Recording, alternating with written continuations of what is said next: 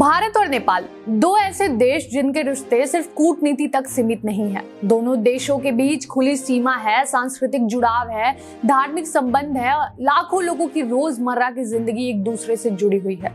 लेकिन पिछले कुछ वर्षों में यही रिश्ता कई विवादों और तनाव की वजह से सुर्खियों में रहा है। कभी सीमा विवाद, कभी राजनीतिक बयानबाजी, तो कभी चीन की बढ़ती मौजूदगी। आखिर भारत और नेपाल के रिश्तों में तनाव क्यों बढ़ा? किन मुद्दों ने दोनों देशों के संबंधों को प्रभावित किया और क्या इन विवादों का समाधान संभव है? नमस्कार, मैं हूं रत्ना प्रिया और आप देख रहे हैं एमटीवी न्यूज। आज हम विस्तार से समझेंगे भारत और नेपाल के बीच उभरे 20 बड़े विवाद और उनके पीछे की पूरी कहानी। सबसे पहले बात करते हैं सीमा विवाद की, जो दोनों देशों के रिश्तों में सबसे बड़ी चुनौती माना जाता है। भारत और नेपाल के बीच लगभग 1850 किलोमीटर लंबी खुली सीमा है, लेकिन इसी सीमा के कई हिस्सों को लेकर दोनों देशों के दावे अलग अलग हैं।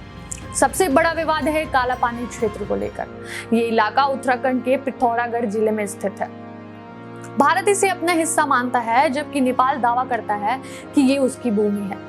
नेपाल का कहना है कि 1816 की सुगौली संधि के अनुसार काली नदी के पूर्व का पूरा क्षेत्र नेपाल का हिस्सा होना चाहिए। यहीं से विवाद की जड़ शुरू होती है। अब सवाल ये है कि असली काली नदी कौन सी है? भारत एक धारा को काली नदी मानता है, जबकि नेपाल लिम्पियाधुरा से निकलने वाली धारा को असली काली नदी बताता है। इसी वजह से लिम्पियाधुरा और लिपुलेख जैसे इलाके विवाद के केंद्र बन गए। साल 2020 में ये विवाद और बढ़ गया जब भारत ने लिपुलेख दर्रे तक सड़क का उद्घाटन किया।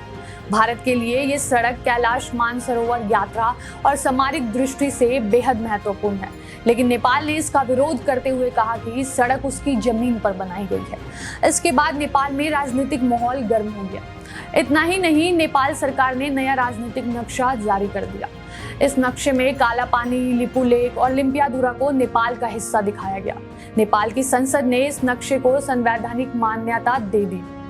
भारत ने इसे एक तरफा कार्रवाई बताते हुए अस्वीकार कर दिया। अब बात करते हैं सुस्ता क्षेत्र की, जो बिहार के पश्चिम चंपारण के पास स्थित है।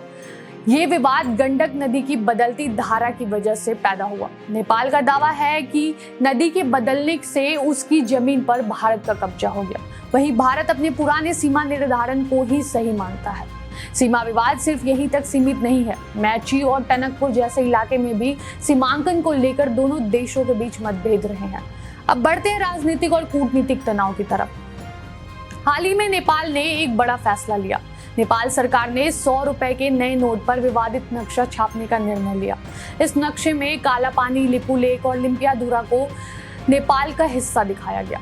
भारत ने इस कदम को अनावश्यक उकसावे वाला कदम माना। नेपाल की राजनीति में अक्सर भारत विरोधी भावना भी देखने को मिलती है। विशेषज्ञों का मानना है कि नेपाल के कुछ नेता घरेलू राजनीति में लोकप्रियता हासिल करने के लिए भारत विरोधी बयान देते हैं। नेपाल के पूर्व प्रधानमंत्री केपी शर्मा ओली इसका सबसे बड़ा उदाहरण रहे हैं। उन्होंने कई बार भारत के खिलाफ तीखे बयान दिए।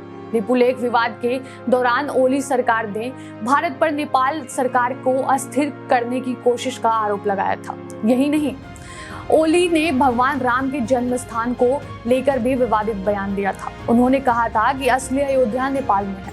इस बयान के बाद भारत और नेपाल दोनों जगहों पर तीखी प्रतिक्रियाएं देखने को मिली। अब बात करते हैं चीन फैक्टर की, जो भारत नेपाल संबंधों में बेहद अहम माना जाता है। पिछले कुछ वर्षों में नेपाल में चीन का प्रभाव तेजी से बढ़ा है। चीन नेपाल में सड़क, रेलवे और इंफ्रास्ट्रक्चर परियोजनाओं में निवेश कर रहा है। विशेषज्ञ मानते हैं कि नेपाल अब भारत और चीन के बीच संतुलन बनाने की कोशिश करता है, लेकिन कई बार चीन की बढ़ती मौजूदगी भारत की रणनीतिक चिंताओं को बढ़ा देती है। 2015 में नेपाल के नए संविधान को लेकर भी बड़ा विवाद हुआ था। नेपाल में नया संविधान लागू होने के बाद मधेसी समुदाय ने विरोध प्रदर्शन शुरू कर दिया। मधेसी समुदाय का भारत से सांस्कृतिक और पारिवारिक जुड़ाव काफी गहरा है। नेपाल ने आरोप लगाया कि भारत मधेसियों का समर्थन कर रहा है और सीमा पर अघोषित नाकाबंदी की गई। इस दौरान नेपाल में पेट्रोल, गैस और जरूरी सामानों की भारी कमी हो गई थी। भारत ने आधिकारिक तौर पर नाकाबंदी से इनकार किया, लेकिन इस घटना ने दोनों देशों के रिश्ते में गहरी कड़वाहट पैदा कर दी। अब बात करते हैं काठमांडू के मेयर बालेन शाह की, जो अब नेपाल के प्रधानमंत्री हैं, जिनके कुछ फैसले ने विवाद और बढ़ा दिया। उन्होंने भारतीय सामानों पर अतिरिक्त शुल्क लगाने की बात कही थी, जिससे भारत विरोधी कदम के तौर पर देखा गया। हालांकि नेपाल के भीतर भी इस मुद्दे पर अलग अलग राय देखने को मिली। एक और बड़ा मुद्दा है ईपीजी यानी eminent persons group report. Bharat और नेपाल ने द्विपक्षीय संबंधों की समीक्षा के लिए इस समूह का गठन किया, लेकिन रिपोर्ट तैयार होने के बाद भी भारत ने इसे आधिकारिक तौर पर स्वीकार नहीं किया। नेपाल में इसे लेकर नाराजगी देखने को मिलती है। नेपाल का मानना है कि रिपोर्ट में कई ऐसे सुझाव हैं जो दोनों देशों के रिश्ते को बेहतर बना सकते हैं। अब बात करते हैं आर्थिक मुद्दों की। हाल ही में सीमा पर कड़े बहिष्कार यानी कस्टम नियम लागू किए गए, जिससे सीमा पार व्यापार प्रभावित हुआ। नेपाल और भारत के बीच रोजमर्रा का व्यापार काफी बड़ा है। सीमा के दोनों ओर रहने वाले लोग छोटे व्यापार और आवाजाही पर निर्भर रहते हैं, लेकिन नए नियमों की वजह से व्यापारियों और आम लोगों को परेशानियों का सामना करना पड़ा। अब आते हैं 1950 की भारत नेपाल शांति और मैत्री संधि पर। नेपाल लंबे समय से इस संधि की समीक्षा की मांग करता रहा है। नेपाल का कहना है कि यह संधि अब पुरानी हो चुकी है और इसमें बदलाव की जरूरत है। वहीं भारत का मानना है कि यह संधि दोनों देशों के विशेष संबंध की आधारशिला है। जल संसाधन और पनबिजली परियोजनाएं भी विवाद का कारण रही हैं। नेपाल के पास अपार जल संसाधन है और भारत इन परियोजनाओं में निवेश करता है, लेकिन कई परियोजनाएं राजनीतिक मतभेद, देरी और भरोसे की कमी की वजह से आगे नहीं बढ़ पाई। इसके अलावा नेपाल ने भारत की कुछ सुरक्षा चौकियों को हटाने की मांग भी उठाई है।